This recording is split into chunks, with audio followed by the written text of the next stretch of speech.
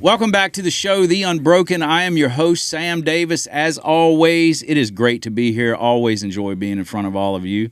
And this episode is powered by interventiononcall.com. It is your go-to place if you're a family member that has an addicted loved one and you are just worn out trying to help them and nothing you're doing seems to be working. This is the place you're going to want to be. We offer free family support groups almost every night of the week. We have families from around the country and even around the world that are showing up. We've had rave reviews, and from that, people can book sessions with us. We're a group of interventionists that are in private practice, but just because we're interventionists doesn't mean we're trying to get in your living room. In fact, we want to give you all the tools and strategies and tips that you need that will hopefully prevent us from having to come in your living room. This episode is also brought to you by Impact Recovery in Birmingham, Alabama. It is a small 14-bed facility for men sitting on about 80 acres right outside of Birmingham. 12-step immersion, 12-step completion, great clinical component, excellent family programming. I've got the owner with me right here today. He's back again, Pritchard.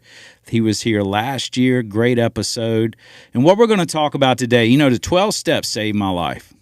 It did. It reestablished my internal constitution that I used to live my life by because it was way out of whack. And the first time I went into a 12-step meeting, I had no idea what was going on. It was like speaking a different language. I was scared. I thought everybody was a little bit weird. I'm sitting on my hands trying to fight off the urge of slapping somebody or running out the door and smoking a little crack. And they're talking about just one day at a time, one day at a time. And I'm like, man, this is how I got to live for one day at a time for the rest of my life? No, thank you. Thank God I was wrong on that. I had no idea how the 12-step worked, but it saved my life. And we're going to talk about that today. It's pretty controversial. You see a lot of people on social media that tell you the 12 steps don't work. They're horrible. They're harmful. I mean, I've seen people that their whole platform is just dogging the 12 steps. So we hope to clear some of that up for you. So with us today, Pritchard. Good to have you, man. Well, thanks. I mean, while you were saying all that, what I was thinking is like, it would be awesome to be able to talk about kind of like what it is, what it's not, the difference with the fellowship and the actual 12 steps. Because, you know, I think a lot of the problems out there now, or a lot of what's out there now in 12-step land is not the 12 steps anymore.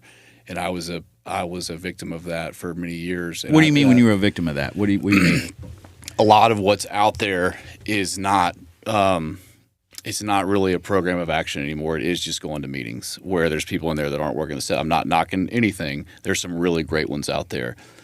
But I kept going into different circles and different treatment centers where there was no like clear-cut directions on like these are the steps, this is how you work them, this is what it'll do for you. And then when I finally got that, it changed it changed my life. And it put me in a position where, you know, I come up here to hang out with you in the crown jewel of the river region, you know, Urbana, Virginia, and just have a blast. You know what I mean? Like, we're not like, it's just, you know, people that shouldn't even be here anymore, just enjoying life. How did that happen for us? Through working the 12 steps. Absolutely, man. You know, the best outcomes I've ever seen in any treatment program, any client, I don't care where they're from, how old they are, male, female, what background, matters not. The best outcomes I've ever seen in any program is a program where they are immersed into the 12-step experience. And like you said, I'm not talking about just loading in a van, going to a meeting, giving them a big book and a marble after they're done.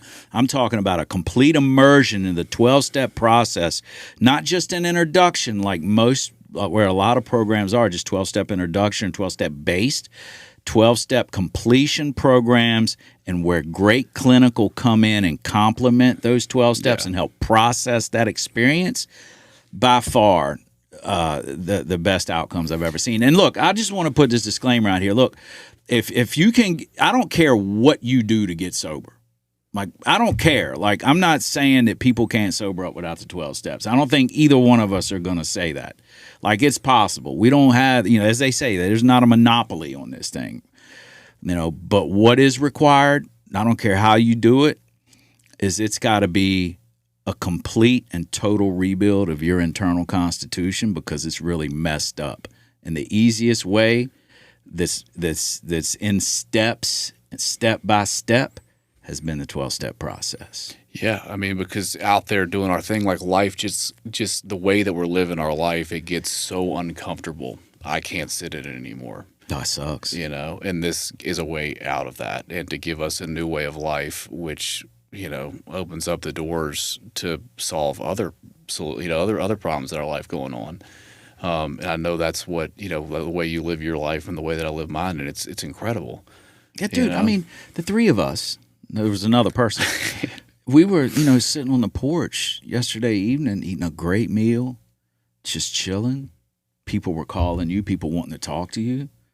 The good person in my life. And I was sitting, and we were sitting around the table last night on the porch. I'm like, how did we get here? Yeah. Like we went through great pains to make sure that we didn't live. Yeah. I mean, and I live my life today under this concept that I don't think you, me, and our other buddy that was with us, there's no reason that we should still be alive. It makes no sense. So the fact that we are still here drawing breath is because there's a very unique purpose for each and every one of our lives. We all do very different things, right? For me, the only way that I found to get in touch with what that purpose is through working all 12 steps and living them. And starting to live like that now, it's like I'm living on borrowed time. Like I'm in the bonus round. Like what do you have to be afraid of? Nothing. That's what the 12 steps did for me, is unlock that way of that level of freedom to go experience the world, you know, and I think it's incredible. And I'm not just like you. I'm not saying, I'm not knocking anything. I'm not knocking any programs, nothing like that. I just know, like, the way that I live my life, I know the way you live your life, and I know that what we do in our program, we believe in it, and we're so passionate about it. And it's a special place, and there's other good ones out there, you know, and there's a lot that aren't good, but there's plenty that are, and I'm not knocking anything. I'm just, we believe in what we do, and we live it, you know. Hell yeah, you live it. Absolutely, you can feel it as soon as you walk out on your place out there. Yeah. So what do you think we should do here, bud? Do you think we should, like, kind of take someone through, like, when they first roll into an AA meeting, terrified, not wanting to be there? I mean, maybe even what I'm thinking is, why don't we talk about, what if we laid out some of these base concepts? And so if we're going to start, when we start at step one, and then describe some of the step process, and then also describe how the fellowship is not the steps, right? Because I, like you, for the longest time thought the 12 steps was just going to meetings, and that's the people that were guiding me were under the same impression, and everybody was miserable. Yeah. Right? Yeah, I had a sponsor. When I first went to the meeting, I said, well, you got to get a sponsor. So I just, hey, man, will you be my sponsor? Yeah, I'll be your sponsor. And what he did was, like, he would take people to meetings. Yeah. I'd have to call him every day, and that got weird. Like, it was never once did we crack the instruction manual on precisely how to recover from a seemingly hopeless state of mind and body. And not even once. It's not that guy's fault. No. That's what he was given. Yeah. And that's most of what's out there. Yeah, there's a lot of people that are in the fellowship that they're what is described as the hard drinker, right? Like, given sufficient reason, they can put it down or go back and moderate. I truly believe that the fellowship has a lot of those people in it. They don't have to do what we had to do or what we have to do to maintain what we do, right? I look at it like this. So I used to be under that school of thought, but today I look at it like, so it's like, you either have to do this, or like we were born the way that, like, we were put in a position where you have to go all in, right? But I look at it today like we get to go all in, because the freedom that we get from actually engaging in this process is it's hard to comprehend. Like, it's incredible. And people that just have kind of one toe in and aren't doing, they don't get to experience that relief and that freedom, and they're just kind of going through life. And so, like, and it bless those people's hearts, you know, like, and if it's working for you, and great, like, awesome. It didn't work for me. Right. I tried it for 8 years. Yeah. In and out, in and out, in and out, in and out, in and out treatment, in and out, you know. And so, like, why don't we talk a little bit about, like, what this is and what you do to get to the other side? Let's hit it. Step one. So, like, if I was I wish I had a whiteboard in here, but if I could show you all this little piece of paper, right? chicken scratch on it. I'm just going to Look, warn I won't you. break it down, right? So He's sober as hell, but he can't write worth I'm a not damn. very good at it. It's not one of my gifts, but I tried. I spent a lot of time trying to piece this together to make it legible. But so we have this 3-part problem, right? That is step 1. Yeah. It's mind, it's body, and it's spirit. So, the mind is this piece we call the mental obsession, right? The body is this piece that we call the physical allergy. And the spirit is this piece we call the spiritual malady. Now, you could call this, I call the spiritual malady one of 3 things: untreated addiction, untreated alcoholism, spiritual malady. To me, they're all interchangeable, right? And if we start down here at the bottom with this piece, I think the easiest way to describe this for people that are listening to the show, that's loved ones are out there in it, right? It's when I'm out there doing my thing, going through life, and it's like when the substances really start to they're clearing out of my system, right? I'm kind of getting dry, right? And then B, I haven't yet been through a process to fully recover. So the way that I start to show up in the world is, I have problems in my personal relationships. I can't control my emotional nature. I'm a prey to misery and depression, even though I can't see it and won't admit it. I'm really full of fear, really fear-driven. Just kind of feel like this loss of purpose, just kind of like it's just weird, and I'm just really restless and irritable and discontent. So that's why I put on here for the definition, restless, irritable, and discontent, just to shorten it up, right? So the thing is, and that's baseline. That's exactly. That's not under the influence. Like step 1 is admitted we were powerless over insert substance here, and that our lives have become unmanageable. And I'll hit those 2 pieces in the breakdown here in a second. I'm glad you reminded me of that. So this state, like you said, our baseline, I cannot hang out there for very long. No. So, this state that we can't hang out in very long down here, this spiritual malady, this untreated state, our baseline, right, is going to, it fires this obsession of the mind, right, where the easiest way, I think, to break down that definition is in this state right here, I have no choice but to put the stuff back in my body. Why? It's the only thing that for a second, I can breathe. Like that internal hell goes away for a minute, the right? fear subsides. Yeah, I'm good. I can do this. I can start planning. Yeah. I start having goals for at least a brief moment. Yeah. I can start to see I can make it through this day. Oh man, and now that I can make it through this day, I am going to do this tomorrow, and I'm going to do that the next day, and I'm going to do this. Here's the other thing I want to make real clear to the families listening. When you think, like, how could my loved one, like, how can they just not stop? Like, how can they choose? This is killing us. This is killing, like, choose to stop doing it. They don't have a choice. Like real alcoholics and real drug addicts in that state, I have to put it back in, right? Anyways, we can maybe get into that a little bit later. But then the thing is, with the way that our bodies are wired, so this fires out, I have no choice. I go back to it. Once it goes back in my body, I lose control. I can't tell you if or when I'm going to stop, how much I'm going to take, what's going to happen, yada, yada, yada. So it's just, this is like we're in it. But the other thing is all we do is take away the substance, right? Remove it. I'm still going through life with these 2 things just on me and so loud. So 3-part problem, right, for this base level concept of step 1. So I have mind, body, spirit. Well, what is that, right? So if we start at the bottom with this spiritual component, so we can call that the spiritual malady. I like to call it a lot untreated alcoholism, untreated addiction. Those 3 terms for me are interchangeable. That state of being is, for these families listening, like if your loved one out, like that's what they're going through life experiencing that right now. And it's when I'm out there in the world, doing my thing, it's when the substances have kind of started to clear out of my system, right? So I'm kind of dry.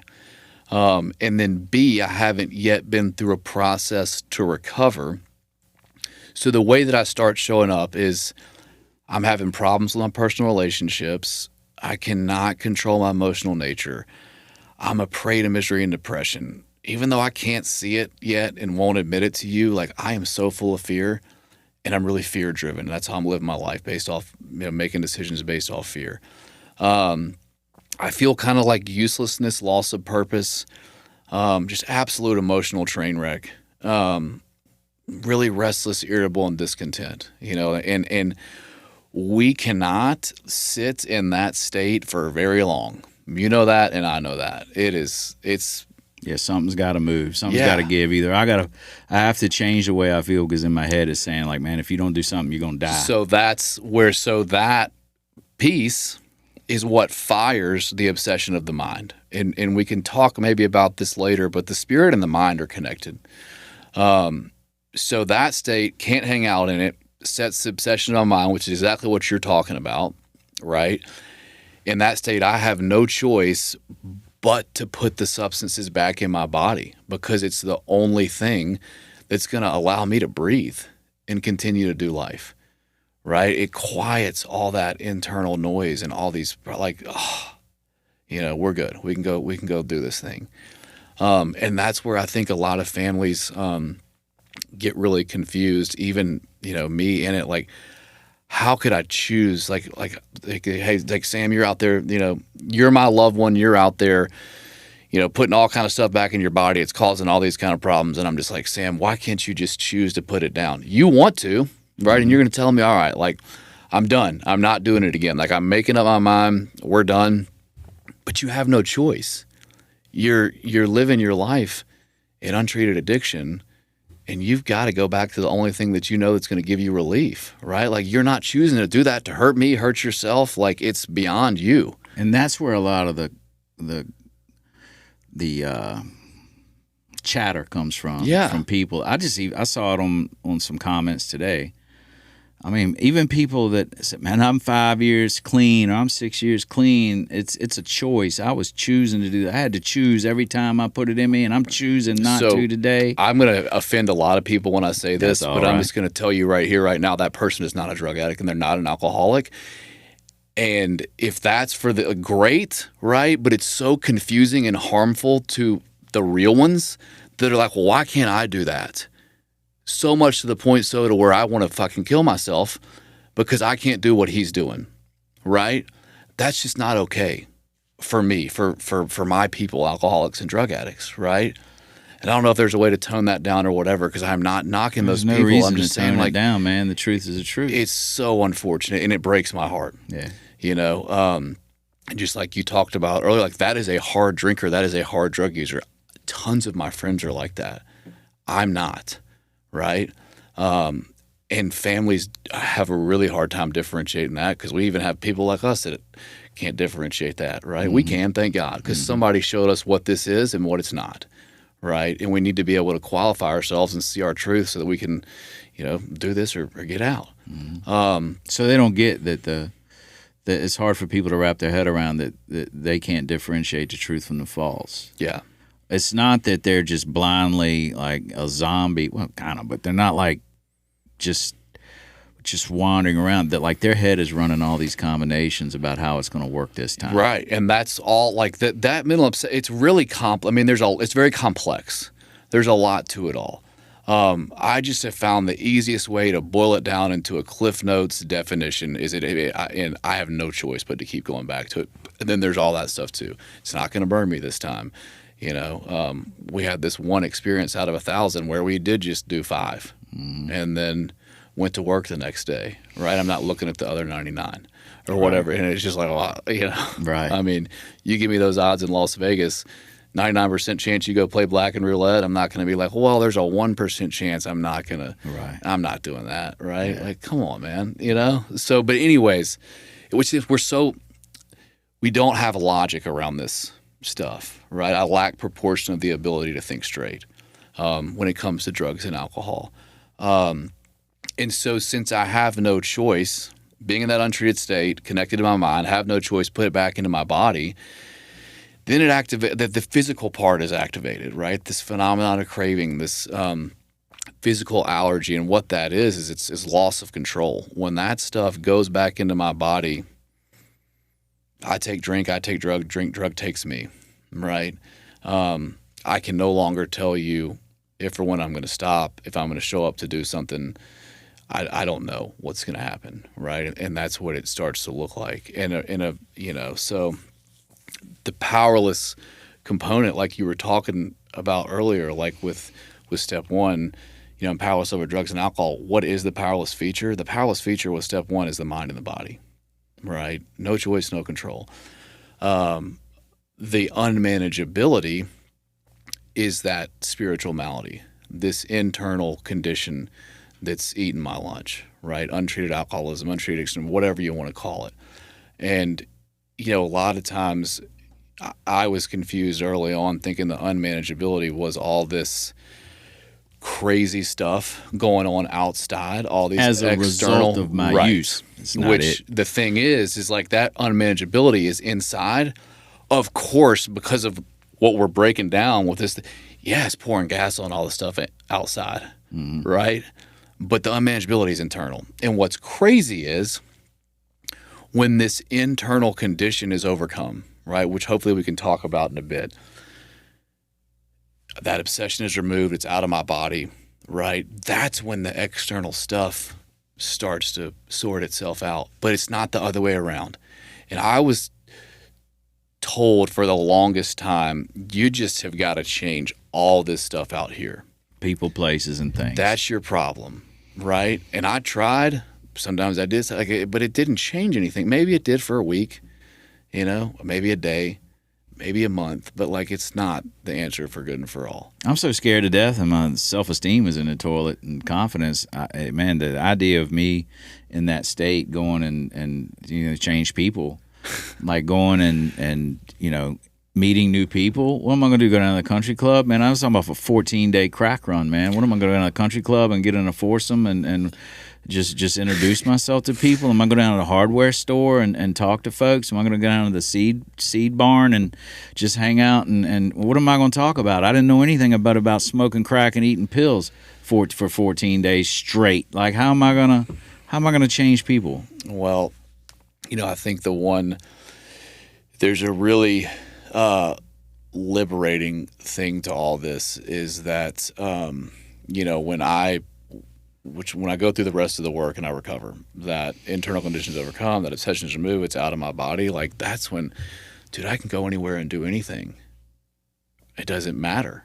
Nothing's gonna trigger me because if I'm in an untreated state, what am I gonna do? If I'm in that spiritual malady, I'm gonna drink and I'm gonna get high. It does not matter who my playmates, play places, and playthings are, what kind of music I'm listening to, what I'm doing for fun. I'm gonna drink and I'm gonna get high, right? But on the flip side of that, when I've done this work and I've recovered, all that stuff, right? It doesn't matter, right? It's irrelevant to what's going on with me. Dude, I'm going to tell you, all right, where this studio is. I know you're from Birmingham. You're not too familiar with Richmond. But where this studio is, I don't know how y'all came in, but there's an Exxon on the block before you get to this block. And I used to sell stolen cigarettes to the guy that ran the store and used to buy crack right outside of there. The methadone clinic was right down the street. I mean, they talk about triggers. I can understand that some things can be triggering. There's emotional triggers, emotional triggers, yes. But when I'm talking, a lot of people are talking about triggers. If that was really a thing, like the triggers, a lot of people are thinking, the people, places, and things, is, man, every time a Cadillac came by in my life today with tinted windows and the boom, boom, boom speakers, I'd have to go run and hide. If that was a thing, right? I couldn't even come down to here. It's about freedom. What are you going to go to the grocery store and what are you going to do when you got to walk through? Right.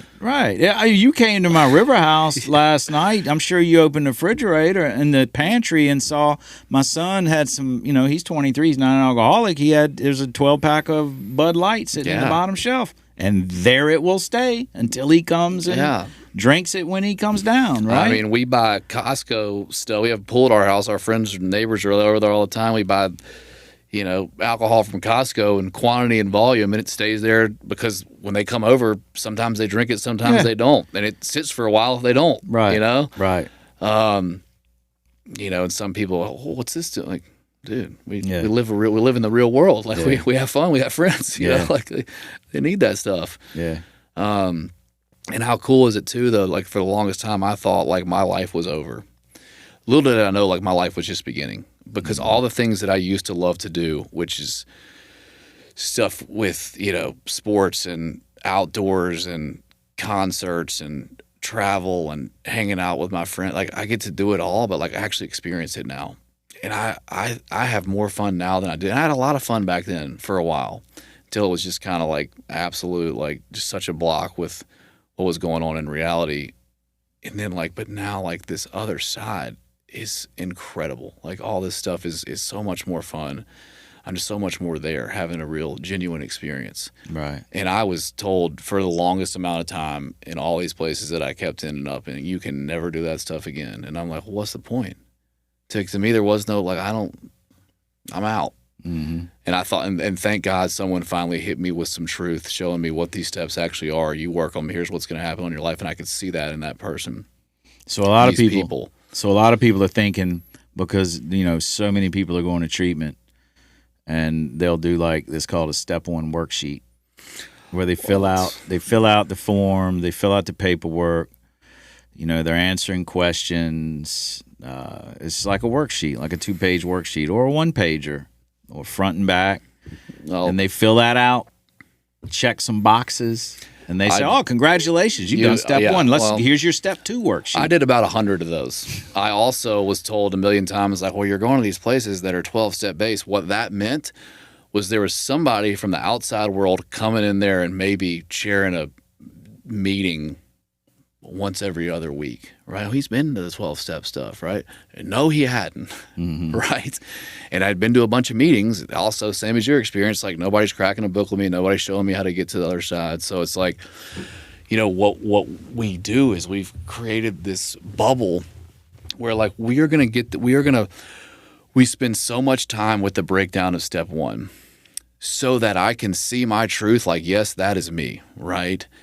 If I get connected to that, to the hopeless feature of alcoholism and drug addiction, and I believe in that, right, I am going to get propelled through the rest of this process, just like you're talking about, right? Like I actually work these steps, I move my feet through it, have an experience. That spiritual malady is overcome, that obsession is removed, obviously it's out of my body, and I recover. I go out here and live this life beyond my wildest dreams, but it's a lot of work, and you've got to have some people that show you how to do that work. And it's just not, it's like a lost language now. It's just not out there anymore, unfortunately. Yeah. I mean, it's out there, but there's a lot of watered down middle of the road. It's not prevalent. Mm-hmm. I travel around the country, and there's little pockets of really solid recovery, and then there's pockets of that's a little yeah. And I'm not knocking any of that. I'm just because it works for some. Yeah, and I was a product of that for 8 years, going in and out of these treatment centers and in and out of a lot of the middle of the road things. And I thought I'd tried everything, and so did my family. And come to find out, you never even been exposed to it.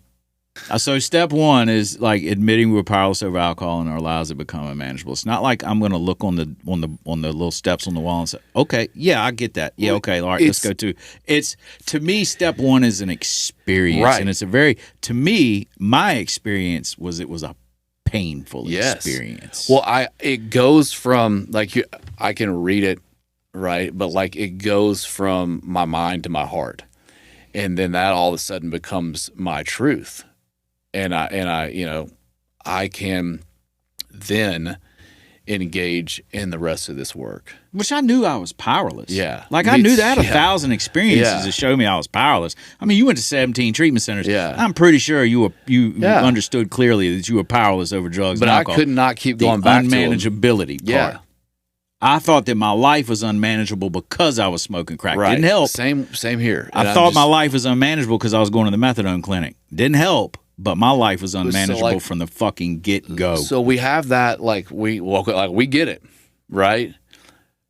But unless I can get connected to it, it's like you're saying, I gotta get connected to it. I gotta have an experience with it in order to do the rest of this stuff, which is going to get me to the other side, right? Which is going to get my spirit to wake up, and I'm going to get free, right? But it's so important to have that broken down to be able to do this, and that's what's missing. It's a fact. And here's the other thing that I think is so unique. So breaking down that problem, right? So if the spirit is connected to my mind, right, and the mind is where all the fear comes from, all the resentment comes from, all the stuff, it's the organ that really blocks me from conscious contact, right, to God. What else is up in there? All the clinical stuff, right? Like all the trauma, all that stuff, like it's in the mind, right? And it's stored in my body, like trauma at least. So like what is unique about, me as an alcoholic and a drug addict, whatever I have going on that clinical side, and I did this for years. What do you mean clinical side? So explain it for people. Whatever the side that is helpful to process and get through things from a therapy with a therapist, right? A really good therapist. The trauma, the shame, the grief, the guilt, like what family, all this stuff over there, right? And there's a whole other component that I'm just going to kind of lay out just to make this simpler. So if the spirit's connected to the mind's, I'm all in it, right? And I did so much clinical work for years, right? Nothing happened. Now I know why, because my spirit was still asleep. Therefore, my mind is blocked from me being able to actually engage in, process, and get anything out of anything clinical. Yeah, definitely. Right. And so that's what I think is, there's this big thing, like every human being has trauma. Some are way more significant than others, but it's just a part of being a human being. Right. And there's this idea out there that like trauma causes addiction. It doesn't. Right.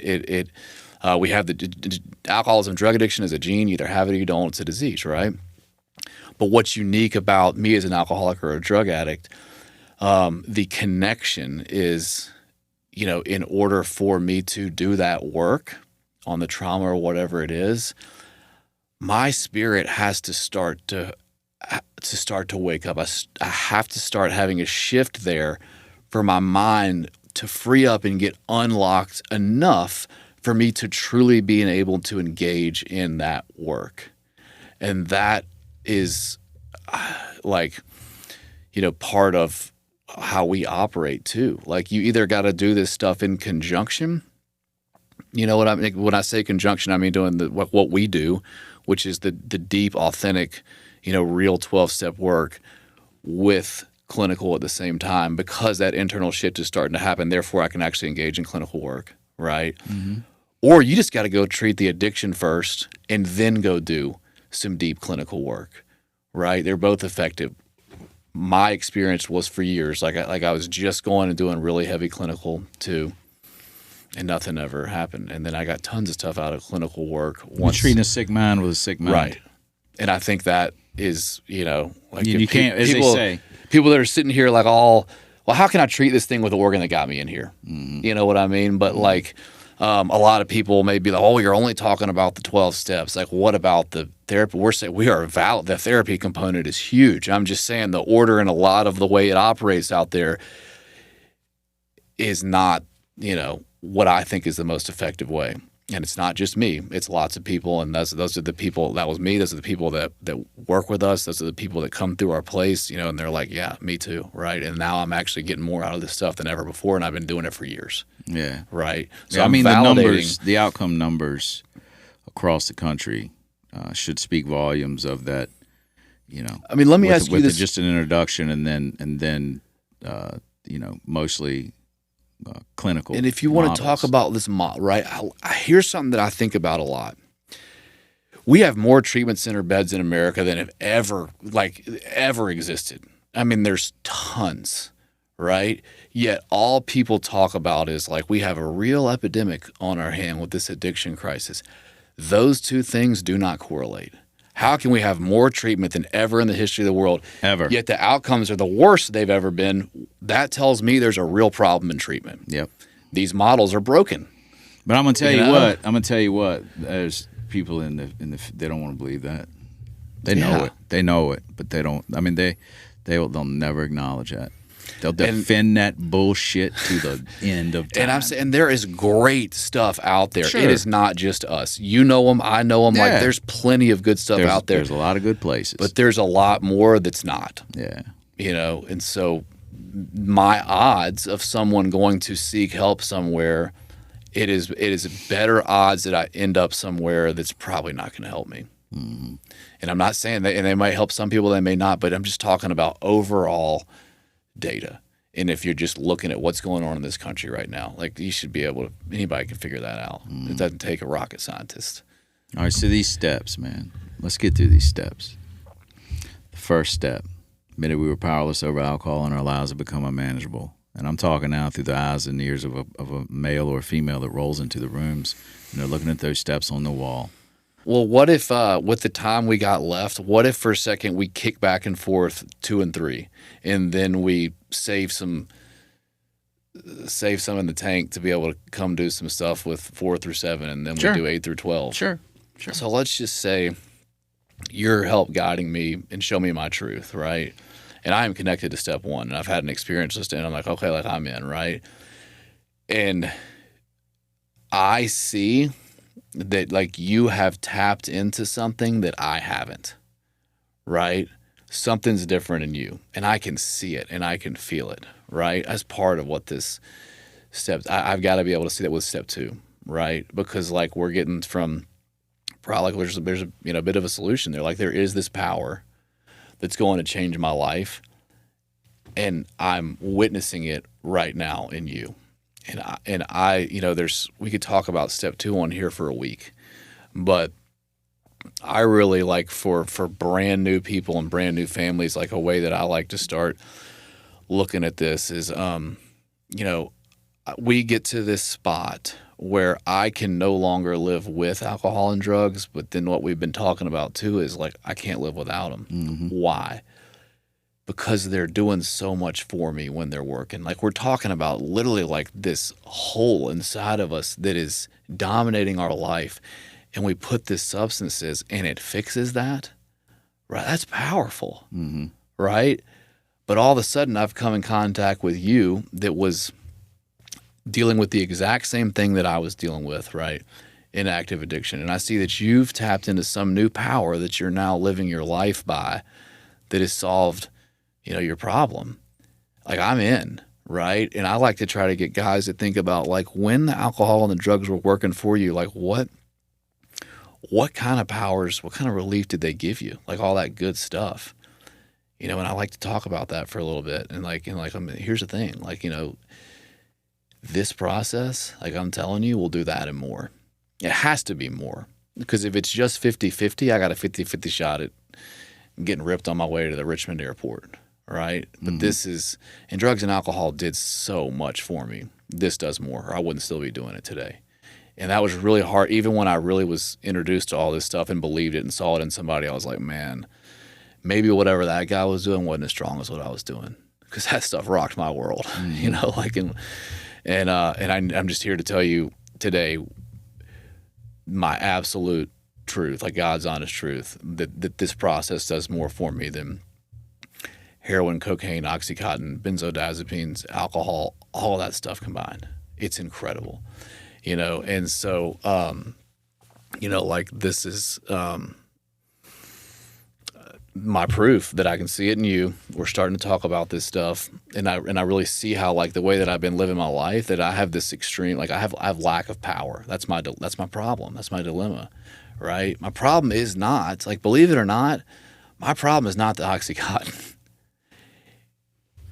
It's my solution because I lack power. Right, sure. Right. Lack of power is your dilemma. Yeah. I use that every time the lights go out somewhere. It's like lack of power is my dilemma. Yeah. And then we gotta get those lights to turn on, man. You know, I think it is good to talk about steps 1, 2, and 3 because when people get to and go to inpatient treatment your 30 days, it's typically like what how far they can get to. And they also will do the 1, 2, and 3 shuffle just out here on their own in the rooms. Like I see that overwhelmingly the majority of people that I see that I've run into that are still struggling have done it. Hey, yeah, I've done steps 1, 2, and 3. Can I tell you what my 1, 2, 3 shuffle was that I did about 50 times? Yeah. We'd sit on step 1 for a month, not even cracking the book. It's just kind of like, yeah, you're on step 1. Go to a bunch of meetings.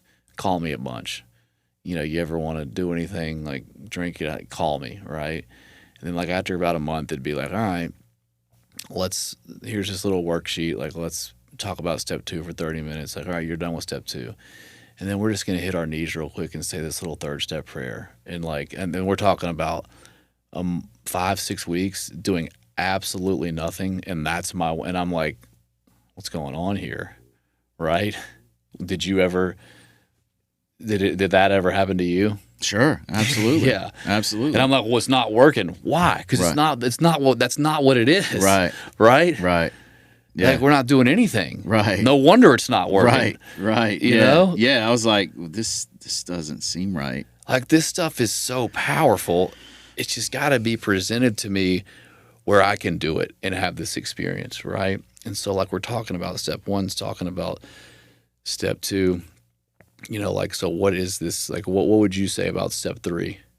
Well, I mean, I'd like to go back to step 2 a little bit because, I mean, step 2 is came to believe that a power greater than myself could restore me to sanity. First, if I have to be restored to sanity, first I have to acknowledge that my thinking is rather insane. Yeah.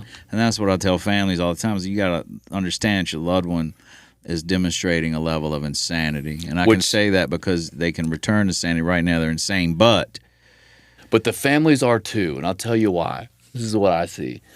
We're talking about, like, let's say you're the one out there in active alcoholism, active drug addiction, alcoholic, drug addict, and you're living based on, like, in insanity, right? Mm-hmm. They're sitting here trying to go at that with logic and reason. Sure.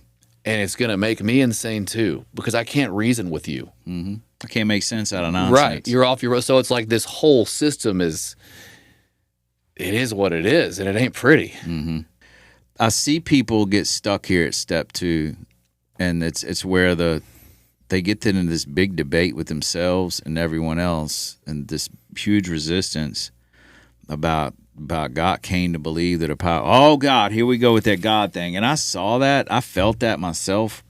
Is that, man, like I already did that Jesus stuff. I already went down and I went to church. I hit my knees. I did all that. I've done all that, man. Now we're going to talk about God, and you're talking about God's going to save me. I'm like, man, here we go. Right? That was my thing at first. And I see others get resistant and dig their heels in and talk about God, and it's like these walls come up. But when it happened for me, like when I took step 2, when it happened, I had sufficiently had my ass kicked enough, and I really had a solid step 1 where I really, to my innermost self, my head and my heart connected, that 18 inches connected in unison, and said, everything you've done is pretty much blown up in your face, and nothing's really worked out. Like, so you need to get out of the driver's seat.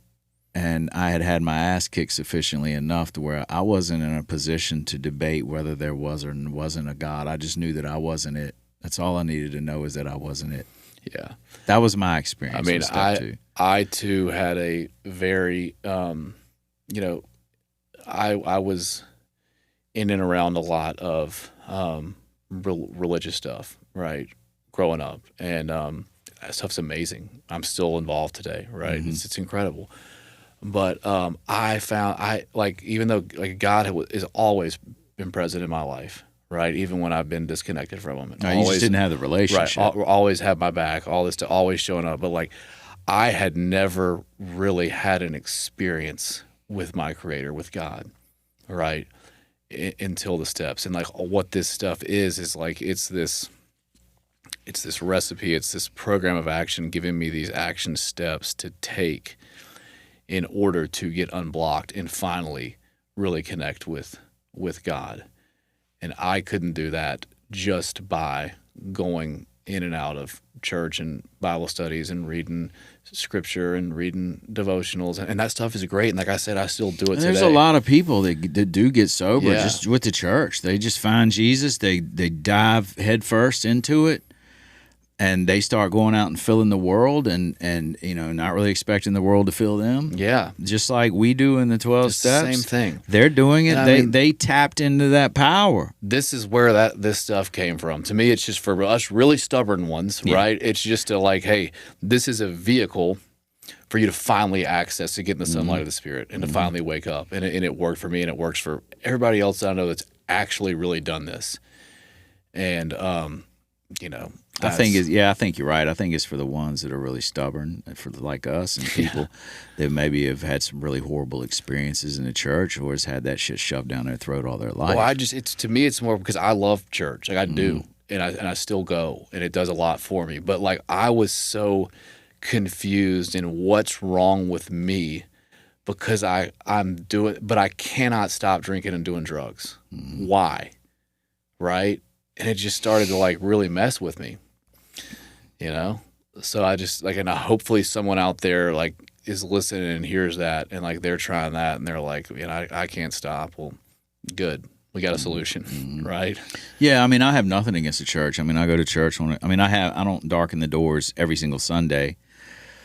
I'm feeling a pull to begin that journey of being more heavily involved in the church and finding a church, But I've never been anti-church. I've never been anti-God. I always thought that God had put everything here, and it was up to me to manage it all. It was up to me to get mine. That God put everything here in my life, and it was up to me to handle it, right? Well, and when it said God's will be done, I thought it said, in the Lord's Prayer, I thought, God's will be done. I was like, I thought it meant, well, it'll be done. I didn't know. It's like God's will, not mine. I mean, and that's, we're very delusional, but when we're out there, we really do kind of start to have this complex. Like, I know how to do all, I'm in control here, right? I hadn't been the whole time, right? And I think it's just such a soft, easy way of getting us to realize, like, Sam, you're not God, you're Sam, right? You can connect with him, right? But it ain't you, right? And that's how I was, And so, I've not seen this earlier, I didn't, until this. And then, when we get in line with this will of God, right? And things are flowing, like it's so different. And I start to experience joy even under pressure and difficulty. Like my life today, I feel like I'm the luckiest person in the world. Like I really do. I mean, it is an absolute gift to wake up every single day. Well, you say you feel like God's cousin. Well, Didn't you tell me that one time? That feel too. like God's cousin. When that was something different. But anyways, like what I'm trying to say here though is like I have a lot going on in my life. I run a business with my partner Chad Lyncher. What's most important in my life is my wife and my kids. Like I have a big family. Like we have tons going on, and there's a lot, right? But like, dude, what I mean by it is like I have come this where I can experience joy even under pressure and difficulty. So like in what life is pressure and difficulty, and that ain't ever going to change. But I can experience joy no matter what's going on around me, and like that's that's the ticket with all this stuff. And that's another reason why I think alcoholics and drug addicts so when I was breaking down that 3-part problem, I really believe that untreated state that we have, like I think it's a gift. Like I think we're God's chosen people because we were wired to need power so much so that our life depends on it. Yeah. Therefore, when I connect to it and what I'm talking about starts to happen and manifest in my life, that it doesn't matter what's going on around me, I can experience joy even under pressure and difficulty. Like we have a gift that other people do not have because this outline, this design for living, it is connected to everything, and we have these tools that we cultivate, these spiritual disciplines to be able to, to live and live incredible lives no matter what's going on around us. And it's so cool.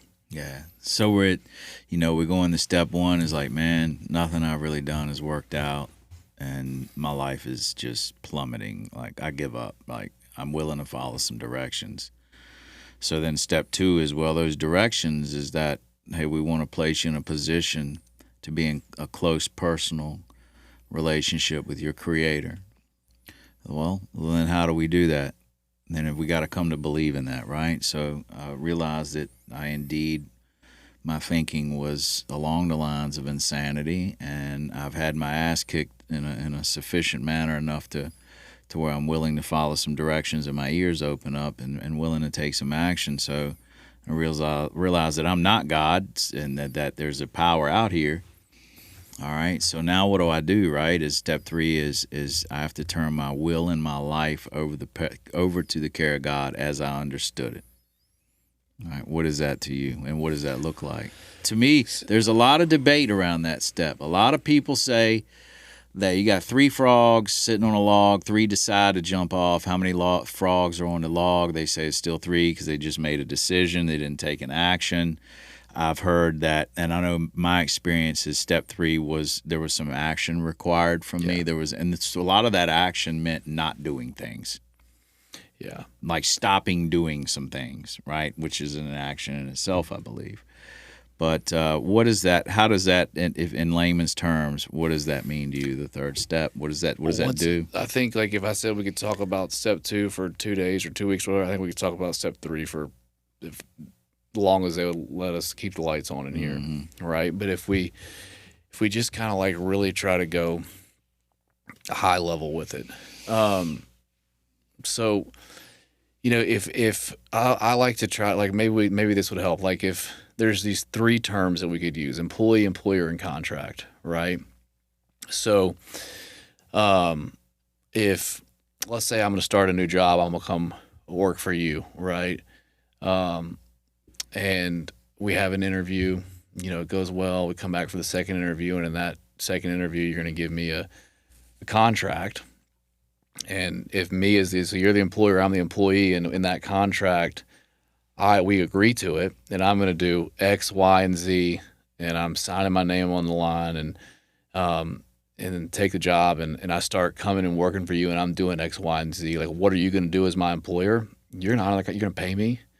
You're going to give me PTO benefits, whatever else is in that contract, right? All I got to do is do my end to honor in that contract, right? So I like to look at this like God is my employer. I'm the employee, and my contract is these 12 steps. And as long as I do that, emphasis on step 12, helping God's kids, like this service piece, God is going to take care of every single thing in my life. It's the return on the investment. I've tried, like you keep, like we tried to manage and control forever, that just blew up. Yeah, God's looking for a return on his investment. And the best way for people like us to do that, because it's a lot of investment to create us and put us on this planet. Hell of an odd for us to be able to be here. We beat a lot of odds. So God's looking for a return on his investment. So, I think that's you adding value to the world through the process of getting there through the 12 steps. Yeah, and I mean, if it's, if we look at this prayer, God, I offer myself to thee to build me and do with me as thou wilt, relieve me of the bondage of self. Let me look at this prayer. God, I offer myself to thee to build me and do with me as thou wilt, relieve me of the bondage of self. What am I? Take away my difficulties. That victory over them may be witness to those that I helped up out of. Like, God, I offer myself to thee to build me and do with me as thou wilt. Relieve me of the bondage of self, that I may better do thy will. Take away my difficulties, that victory over them may bear witness to those that I would help of thy power, thy love, and thy way of life. May I do thy will always. Like, I like to look at that kind of like what we're sitting here talking about. It's like, God, I'm done playing you. You're God, I'm Adam. So whatever we're going to go, let's do it. I'm in, right? If I'm going to go work for God, he's my employee, my employer, I'm his employee. He's going to put me in a position where I am not just consumed with self 24/7, because if I'm consumed with atoms all day, I'm not going to be effective at doing anything. God wants me to be the best worker I can possibly be for him. The way he's going to put me in that position is I work the rest of the steps, right? And, so what we're told here too is like this, my difficulties, this dumpster fire that we keep talking about, all this external stuff, they're going to they're going to go away, right? Why is that? So that he can test, like through you can show his power. Right? You're out here going to testify for the regenerative power of this process. And then me is the guy that's over here struggling, and I see all the stuff that was going on in your life, all of a sudden these difficulties have been removed. I'm in, dude. Let's go. Like, let's go do this thing. And from my experience, like initially, all of the chaos in my life there was a lot. I mean, there was an absolute mess, right? Those difficulties got removed. My experience, like that was so powerful for me. And then as I recover and I wake up and I go out here and I'm doing this stuff over time in life, God starts putting all kind of stuff in our life, right? We're given all these gifts. It's a lot going on. More things are going to come up. I'm going to have more difficulties, but I had that initial experience, with all this stuff getting sorted out. And to me, I had these continual, surrenders and experiences, and God continues to remove these difficulties. And then I just have more experience as I continue to reach more people. You and I are getting well into this. We've been on this path for a while. You get all kinds of things happen in life. 8 years, almost 8 years. Mm-hmm. So a lot of things happen, and it's the most incredible way to live that I know of. Yeah. And I've been waiting for somebody to come to me and say, "Hey, this is better." I hadn't found it yet. Yeah. There's a part in the big book. I love that. I was asked to read that by my sponsor every day for 2 weeks or a week, and it was a week until I saw him again. When I was at this phase of my recovery journey was the step 3 phase, and actually, looking back, I had steps 1, 2, and 3 long before I actually like I had an experience, dude. And I want to share this. Is that it was suggested that I pray. And I didn't know what I was praying to because I had kind of lost faith that God wanted anything to do with me. But it was suggested that I do, and it just pray help me. So I was doing that, but still self-awareness. That was the only thing I'd done was just started hitting my knees. And I walked out of treatment and was headed home, and I had this very profound experience where I just had a realization that I had just been running into myself and couldn't get out of my own way all of my life. And then I came to believe that day that a power greater than myself could restore me to sanity because I made a decision that was not of my own. I was at the airport booking it from treatment, headed going to turn myself into jail. And I turned around, I saw a picture of my 2 sons was handed to me, and I saw them, and they were just snuggled up in the bed, just being kids, just, God, man, all they really wanted was just their dad to be there, and they looked so innocent and sweet, and they didn't ask for any of that. And for 2 months before that, everything had just been about me while I was in that treatment center. It was all about me. And I said, it was like God spoke to me, and it was like through that picture, and it was like, you got to go back. And I made a decision to go back. And when I made that decision to go back, when I stopped fighting, everything got calm. Yeah. So I had that, the 1, 2, and 3 kind of happened organic. I mean, it was, I was out of options, and my family had stopped enabling me, and I was reaching some desperation. But it was I don't want to say it organic, like it happened, like God, it happened, right? And my sponsor told me when we got to the step 3 part, he said, from now on, you're going to let God handle your business. Yeah. And what he does with your business is none of your business. That's what it means. There's a part in the book, that's what I was getting to. There's a part in the book, page 60 to 62, where they talk about the 3rd step, right? Where they talk about the actor trying to run the whole show, and God is our director. He is our principal, and we are his agents. And I was, man, like if we're in this big stage of life, and this game of or this play of life, you've got your own script, man. You're an actor, right? You're an actor in this play. I'm an actor in this play. God is the director. But for most of my life, I'm just an actor, but I'm trying to run the whole show. Yeah. I'm trying to tell you what your script should be. Yeah. I'm trying to tell my wife what her script should have been. I'm trying to tell my mom, my dad, everybody, the people in traffic, everywhere. Hey, on the way up here today, I'm trying to, place a script on everybody like, get the hell out of the fast lane, man, while I'm trying to go by. I'm trying to manage and control everybody.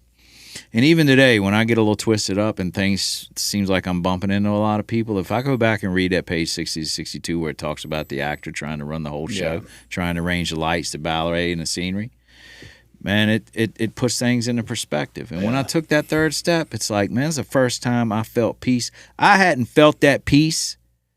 I hadn't felt peace like that, and I was 36 years old when I felt it. I hadn't felt peace like that since I was 12 years old and smoked that first joint. Yeah. What that joint did at 12 years old is what God did at 36 years old when I took the steps. So it's like, and you talking about all this actor-director stuff, like, I look at it a lot like, when you're doing this podcast, right, and it's your show, and if you're like, all right, like, we're going to come in here, we're going to talk about this, and I'm like, all right, so, you've got the script, all that. I mean, that's not what we're doing. I'm just saying, we're on this set. Like, we're winging let's it say right you now. had some script, and it's supposed to, lights on camera, and you're going to say this, and I'm going to say that. We're going to get up and hug, and it's going to be great. And you're like, all right, like, that's scene one. Like, let's go. Mm-hmm. I like to look at it like, well, the way that I've been living my life is like I get down with all that, but then all of a sudden these lights come on, and like I get up and I take this mic and I start bashing you over the head, right? And then I'm gonna pick up this plant and throw it through the door, and I'm gonna light this table on fire, and I'm like, that's actually how it's supposed to go. You know what I mean? And like, but the thing is like, that's how I've been living my life, right? Like, because I still believe, like, in this movie that we're in right now, right, it is perfect. It is all happened and happening the way that it's supposed to be. I believe God's in charge of it all. What happens through this process is, I finally, when I get unblocked and I get out of the way and I'm connected and I'm just in the flow and in line with the will, like it is perfect, and I realize that, and it's not like it's not up to me anymore. Right? My conduct is my business, but the outcomes aren't. And it's like we can get down with this incredible life that we were put here to play. Everybody's role is different. Mm-hmm. Your role is different than my role.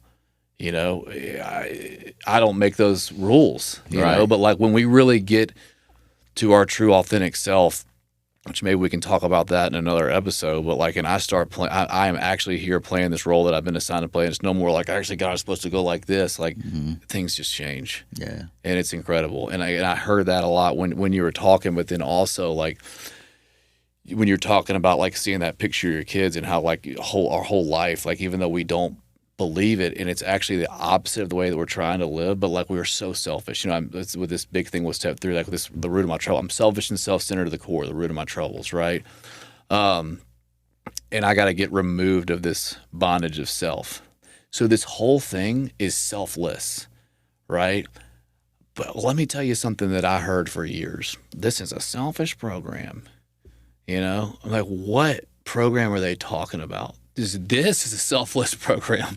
Right? That's the root of my troubles. So how can it be a selfish? Like, that does not add up. Right? Yeah. And I think I'm not fond of that.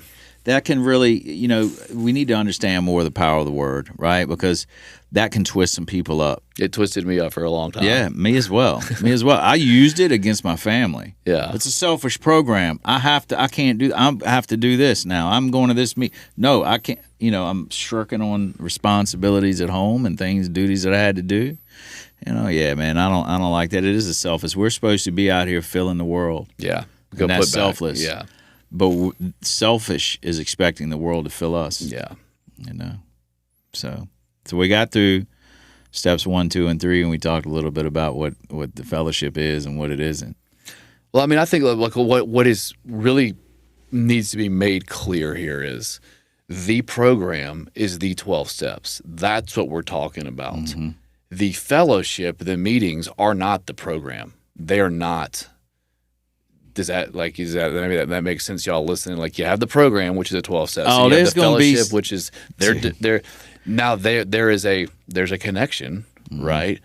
And I am engaged, and I don't want to break, but like, I'm engaged in the fellowship as well. I have my. I don't know. I don't want to, but like, yeah, I'm in it, right? But the program, the 12 steps, it's So, I think like what I interpreted where you were trying to go early on with this is like we a lot of times are under the impression that the 12 steps is the meetings. It's not. Yeah. So if I may, right? Yeah. So the fellowship, as in the fellowship as it relates to the program, and my honest opinion is, I'm going to a meeting because I'm taking some action, right, to get out of myself, because I don't want to be a harm to others or myself any longer, right? I'm taking a little action, going to the meeting. But there, it's like, am I there to hear a message? I'm there to hear a message, and I'm also there to find someone, if I'm new, to find someone that's going to take me through the work, to launch me on a program of action. Cool, that's great.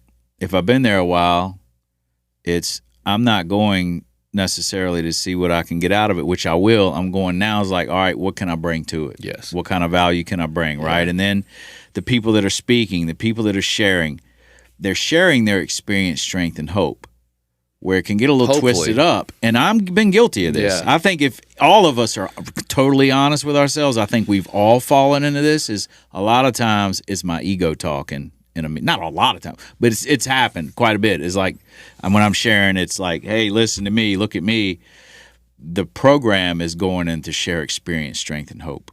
Yeah. Am I making sense here? Yeah. I mean, How we at, Tom? We're at time. We're at time? Well, then can All you right, buddy. can you cut that part out so we can really get in depth with that next time about the fellowship? Because I'd love to really break that shit down. Yeah. And then organically how you're supposed to cut with a 3-part solution. The recovery, the unity of service, all that, like, and really show like how it's supposed to. Yeah, let me close it up and we'll get it. Well, man, we've covered steps 1, 2, 3. We've talked a little bit about what it is and what it isn't, and we're out of time today, man. We could have sat here and talked about this all day, but Adams, I want to thank you for showing up tonight and today and coming up here from Birmingham, and I look forward to seeing more of you on the social media platforms. You're going to be chairing a meeting of ours starting late June. I don't have I can't look at the calendar right now, but I know it's not the third week in June. It's going to be the last week in June, right? Yeah, that's whatever you tell me. I think that's when it's going to be a Tuesday night, and look forward to that. Guys, we love what we do. It's hard to find an individual more passionate about what they do than Adams Pritchard's. When I've been out to his facility, he's just all aglow he's proud of what he's got. The staff are proud of what they do. And the client, it's just a great energy out there. Impact Recovery, Birmingham, Alabama. I think you guys should check it out. If you've got a male loved one that is struggling and just can't seem to catch traction. Also, please join our family support groups. You can go to interventiononcall.com and register for the Zoom link. And we have meetings Sunday night, Monday night. Coming up with Adams is Tuesday night, Wednesday night, Thursday night. And it's just a place where you can get your questions answered and feel like you're not alone and feel part of a community. I guarantee you're going to leave better than when you came. And that's it for the show tonight. If you like what we're doing, please hit that like and subscribe button. We'll see you next week. And always remember to be good to yourselves. Thank you.